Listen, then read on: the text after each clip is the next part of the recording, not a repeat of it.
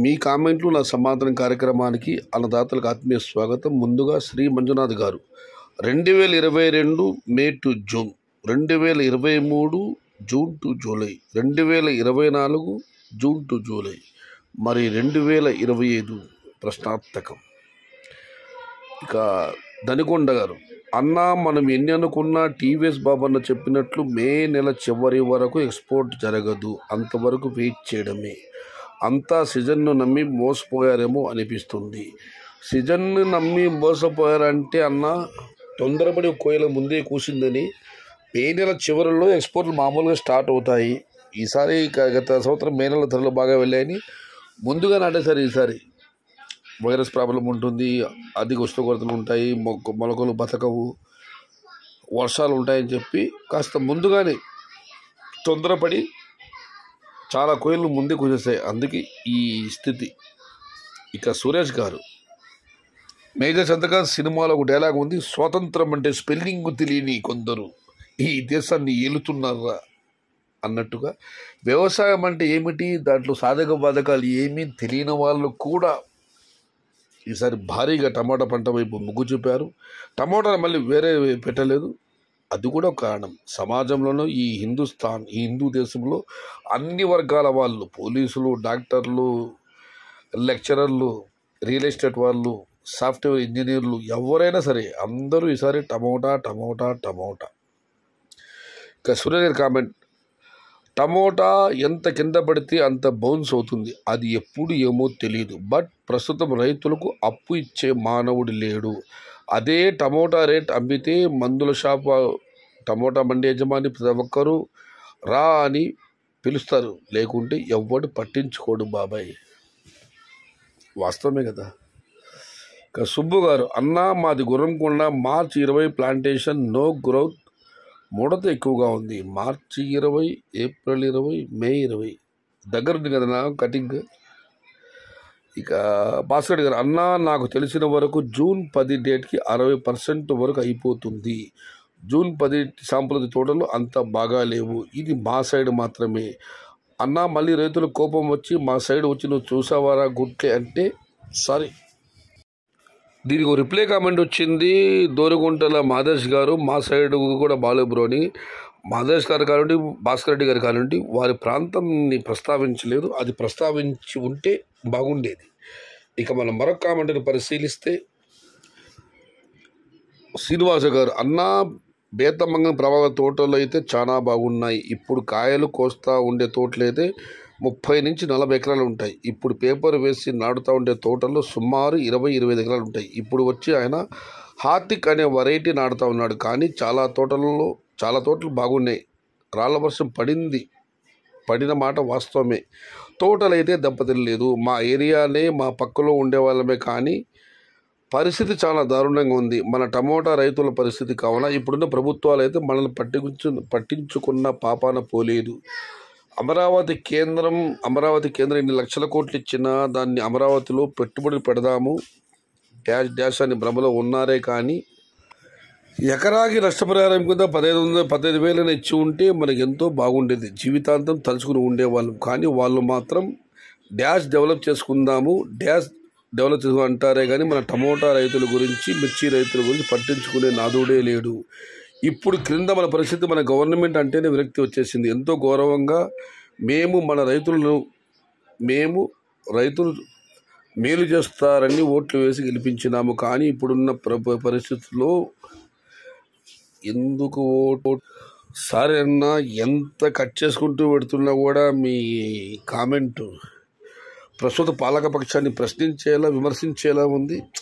మనది రైతు channel. I'm very sorry. ఈ కామెంట్ ఇక్కడితో ముగిస్తున్నాను. పంటకు నష్టపరిహారం ఆడ తర్వాత కనీసం రైతు భరోసాని అడగండి, అదైనా తీసుకోండి. డైలీ మార్కెట్ చెప్పండి అన్నగారు. అన్నా గుడ్ ఇన్ఫర్మేషన్, మీ దయతో అన్నదాతలకు మంచి జరగాలని ఆ దేవుణ్ణి కోరుకుంటున్నాను. ఇది పాత వీడియో చూసారని మీరు ఇవాళ. అన్నా సయ్యద్ అన్నా నమస్తే. అన్నగారి ఎన్టీ రామారావు గారికి భారత రావాలని తెలుగువారి కోరిక. శివ గారు మీరు భారతను అడిగారు కాబట్టి మీకు చెబుతున్న ఒక విషయం. 1996 జనవరి 18 అన్న ఎన్టీ రామారావు గారు మహావినిష్క్రమణం చేస్తే ఆనాడు ఆర్భాటంగా ప్రస్తుత ముఖ్యమంత్రి, నాటి సమైక్య రాష్ట్ర ముఖ్యమంత్రి నారా చంద్రబాబు నాయుడు గారు ఎన్టీఆర్ అవార్డు ప్రవేశపెట్టారు. దాదాసాహెబ్ ఫాల్కే అవార్డుకు 2 లక్షల పారితోషికం ఉంటే ఈ అవార్డుకు 5 లక్షలు. తొట్టతొలిసారిగా అవార్డును అక్కినేని నాగేశ్వరరావు గారు ఇచ్చారు. ఆ తర్వాత లతా మంగేష్కర్ గారికి, రాజ్ కుమార్ గారికి, శివాజీ గణేశన్ గారికి కూడా ఇచ్చారు. ఆ తర్వాత ఆయన ప్రభుత్వంలోనే అవార్డు ఆగిపోయింది, ఎన్టీఆర్ అవార్డు. తర్వాత రాష్ట్రం విడిపోయిన తర్వాత ఆయన తొలి ముఖ్యమంత్రి, అప్పుడు అవార్డు విషయం ఎత్తలేదు.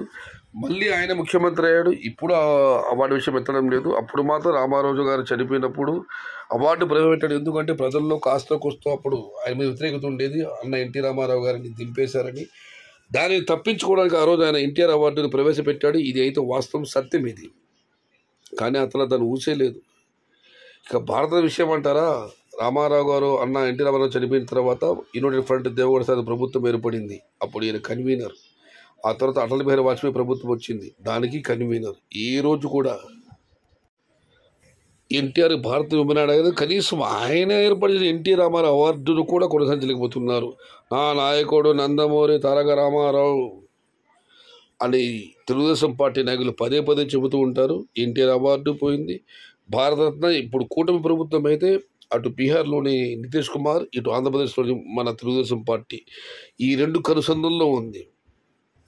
ఇప్పుడైనా ఎన్టీ రామారావు భారతరత్న తెస్తారా? $1 మిలియన్ ప్రశ్న. కానీ ఒక్క విషయం, యూపీఏ హయాంలో సోనియా గాంధీ గారు కాంగ్రెస్ పార్టీ ఆమె అధ్యక్షురాలుగా, మన్మోహన్ సింగ్ గారు ముఖ్యమంత్రి ఉన్నప్పుడు దగ్గుబాటి పురంధేశ్వరి గారి మానవ శాఖ అభివృద్ధి మంత్రి ఆమె.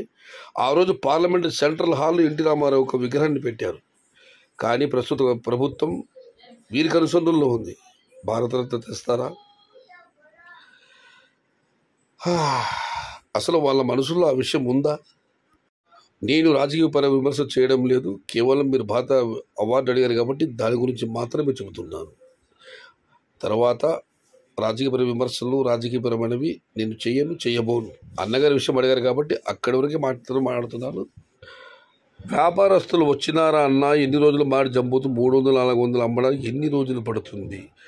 ఎన్ని రోజులు ఏమైనది కాలమే నిర్ణయించాలి, మన చేతులు ఏమీ లేదు. ఇక మే చివరి వారంలో ఢిల్లీ వ్యాపారస్తులు వస్తారని గతంలోనే మిత్రులు పృథ్వీరాజ్ చెప్పడం జరిగింది. ఇది మే నెల ఆరంభం. బయటైతే అమ్మకాల పరిస్థితి ఏమీ బాగాలేదు, దానివల్ల ఇక్కడ ధరలు వెళ్ళడం లేదు. ఎగుమతులు ఆరంభమయ్యి అప్పుడు వచ్చే స్టాక్ వచ్చే వరకు ఈ ధరల గురించి చెప్పలేకైతే ఎల్లకాలం ఇవే రేట్లు ఉండవు, ధరలు పెడతాయి. కానీ ఎప్పుడు ఏమైనది మాత్రం కాలమే నిర్ణయించాలి. నెక్స్ట్ మంత్ 500 వెళ్తుందన్న పెద్ద box. Vishnu garu wait and see. How many times did you watch this movie అన్న శ్రీరామ గారు. అన్న నందమూరి సినిమాలు దానివల్ల శ్లోకన కావండి, శ్రీకృష్ణ పాండవీయం, లవకుశ, కొండవీటి సింహం, బొబ్బులి పెళ్లి, జస్టిస్ చౌదరి, అన్ని సినిమాలు కూడా కనీసం అంటే 5 సార్లు పైనే. ఇక బ్రహ్మేంద్ర స్వామి చరిత్ర అయితే లెక్కే లేదు, కర్ణ కూడా లెక్కే లేదు. అన్ని సినిమా కూడా చూశాను. రెండవది, మా చిన్నప్పుడు ఇవి సెల్లులు లేవన్నా టేప్ రికార్డులు ఆ పాటలు పదే పదే వినేవాడిని నేను. అందువల్ల అలా లిమిట్ వస్తుంది. ఇక అన్నగారు అంటే పాత్రలో పరగా ప్రవాసమైన సినిమాలండి. ఏం చేద్దాం బ్రో, టమోటా ఏది కూడవేసంలో ఒక దుర్వ్యసనంలో ఒక వ్యసనం అని తెలుగు టెక్ గారు కామెంట్ పెట్టారు. హాయ్ అన్న, టమోటా రేట్స్ ఎప్పుడు పెరిగితే మే 15 రేట్స్ చెప్పన్నా. మే 15 చాలా రోజులు లేదన్నా, ఇవాళ 5 కేవలం 10 రోజులు మాత్రమే ఉంది. పెద్దగా మార్పు ఉండకపోవచ్చు, కొద్దిగా పెరిగినా కూడా భారీ స్థాయిలో పెరిగే అవకాశాలు అయితే లేవు.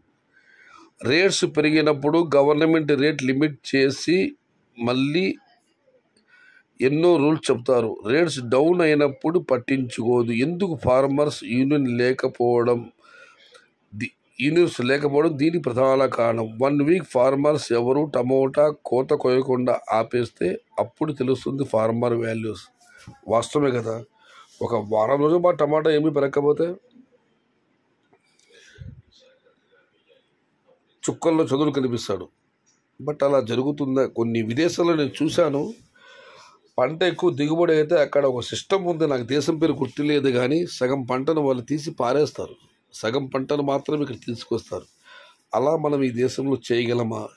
రైతులు ఐక్యంగా ముందుకు సాగగలరు. ఇప్పుడు ఎకరా ఉంది, ఎకరా ఉన్న వాళ్ళు అర ఎకరా, 10 ఉంటే 5, 4 ఉంటే 2, మొత్తం మీద వచ్చే పంటలు సగం అక్కడి తోటలు వదిలేయడం, సగం మారడు తీసుకురావడం, ఇలా చేస్తే ధర పెరిగే అవకాశం ఉంది. కానీ మన హిందుస్థాన్లో అలా జరుగుతుందా? రైతులు ఐక్యంగా నిలబడతారా అన్నదే $1,000,000 ప్రశ్న. ఇది ఈరోజు మీ కామెంట్లో నా సమాధానం కార్యక్రమం.